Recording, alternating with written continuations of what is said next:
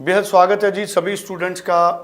काफ़ी सारे क्वेश्चंस आ रहे थे स्टूडेंट्स और उनके पेरेंट्स की तरफ से कि फरवरी इनटेक के लिए कुल कितने फ़ंड्स की ज़रूरत है, कितने महीने पुराने फ़ंड्स होने चाहिए, आईटीआर कितनी होनी चाहिए और फ़ंड्स के सोर्स कैसे बताए जाने हैं। ये सबसे ज़्यादा पूछे जाने वाले क्वेश्चंस हैं आज के टाइम में ऑस्ट्रेलिया वीज़ा के लिए। जो स्टूडेंट्स या उनके गार्डियंस इन क्वेश्चंस को सही तरीके से एड्रेस कर लेते हैं उनको वीज़ा के चांसेस 99% के आसपास बन जाते हैं। और स्टडीज़ केयर का नवंबर इनटेक का सक्सेस रेट बहुत ज़्यादा रहा, इसलिए मनप्रीत जी से बात करने के लिए बहुत सारे पेरेंट्स, गार्डियंस, स्टूडेंट्स कॉल करते हैं। तो आज मनप्रीत जी हमारे साथ हैं। मनप्रीत चीमा जी, आपका बेहद स्वागत है। तो आप मनप्रीत चीमा जी से स्क्रीन पे नंबर है, बात कर सकते हैं। मनप्रीत जी, सबसे पहला सवाल यही है कि फरवरी इनटेक के लिए फंड्स की मैनेजमेंट स्टूडेंट्स और उनके माता पिता कैसे करें ताकि वीज़ा का सक्सेस रेट ज़्यादा बढ़े। और माना जा रहा है कि ऑस्ट्रेलिया खुल के वीज़ा देगा फरवरी इनटेक में अगर स्टूडेंट तुरंत अप्लाई करते हैं। तो इमीडिएट अप्लाई करने के फ़ायदे क्या हैं? क्या ये सिर्फ एक मार्केटिंग है या इसका सच में बेनिफिट है? जी बिल्कुल सर। सर जो फाइनेंशियल्स हैं वो एक इम्पॉर्टेंट रोल प्ले करते हैं वीज़ा में। और जो फाइनेंशियल्स हैं उसकी नॉलेज जो कंसल्टेंट है उसको प्रॉपर होनी चाहिए, तभी वो बच्चों को या पेरेंट्स को गाइड कर सकेगा कि कैसे फाइनेंशियल्स शो करने हैं। फाइनेंशियल जैसे आपने पूछा कि बजट कितना है या पैसे कितने हैं, पैसे डिपेंड करते हैं हर यूनिवर्सिटी की फर्स्ट ईयर फ़ीस के ऊपर। अगर किसी यूनिवर्सिटी की फ़ीस कम है तो फाइनेंशियल्स कम हो जाते हैं, अगर फ़ीस ज़्यादा है तो ज़्यादा हो जाते हैं। फॉर एग्जांपल किसी यूनिवर्सिटी की $30,000 फ़ीस है तो expenses automatically around living expenses डाल के बच्चे को दिखाने पड़ेंगे और अराउंड $60,000 के आसपास।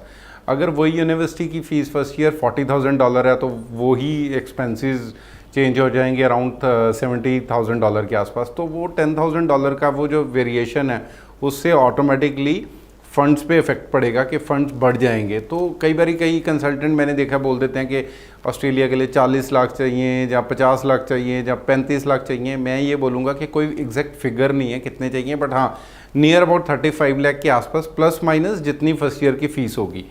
अब दूसरी बात कि वो फाइनेंशियल्स शो कैसे करने हैं। देखो फाइनेंशियल्स को दिखाने के अलग अलग तरीके हैं। सेविंग्स हैं, कुछ पेरेंट्स ने ऑलरेडी सेविंग कर रखी होती है, पैसा सेविंग अकाउंट में ग्रेजुअली इंक्रीज होता इतना हो जाता है। जो पेरेंट्स पहले से ही अवेयर होते हैं कि बच्चे को भेजना है वो उस अकॉर्डिंग प्लान करते हैं। कुछ पेरेंट्स के पास एफडीज़ होती हैं, फिक्स डिपॉजिट्स होते हैं, कुछ एजुकेशन लोन लेते हैं।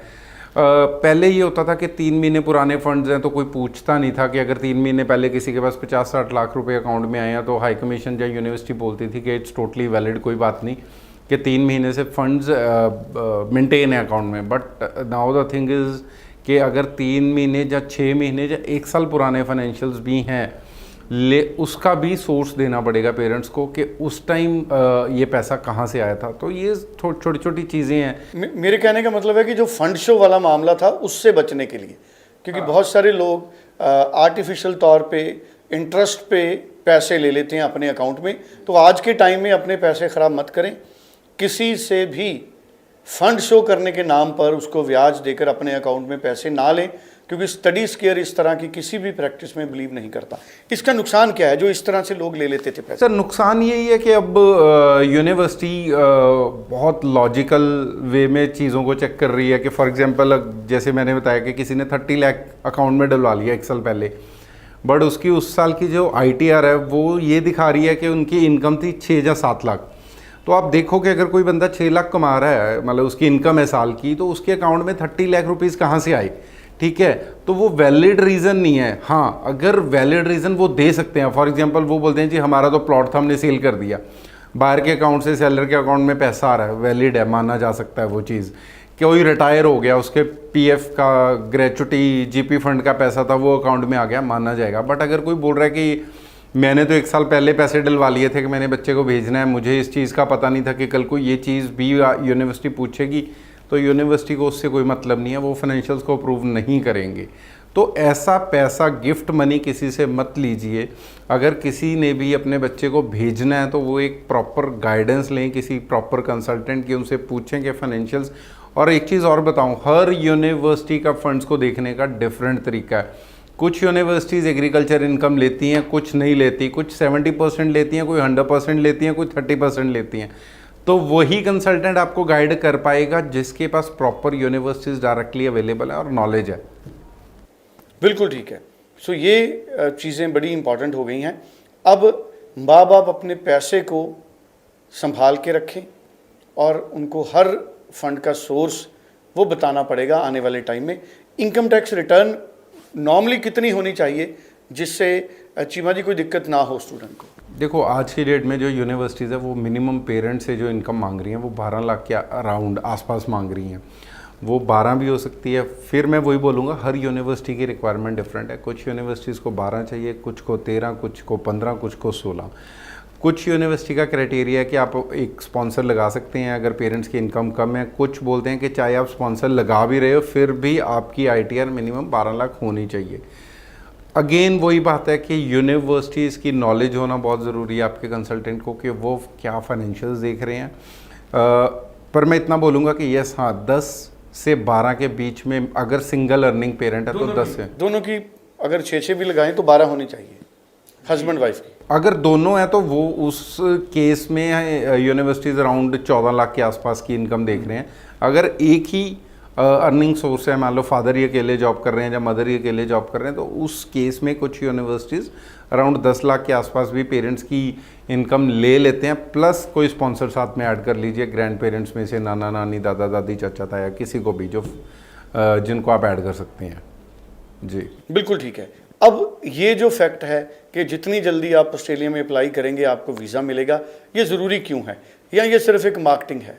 मार्केटिंग नहीं है सर। हर एरिया, हर स्टेट का एक कोटा है। मान लो अगर किसी स्टेट में हाई कमीशन ने 100 वीज़ाज़ देने हैं तो वो जब इनिशियल स्टेज पे अगर उनके पास 50 फाइलें जाएंगी तो वो 50 के 50 को वीज़ा देने की कोशिश करेंगे, क्योंकि उनको पता है हमारी सीट्स खाली पड़ी हैं, हमें वो भरनी है।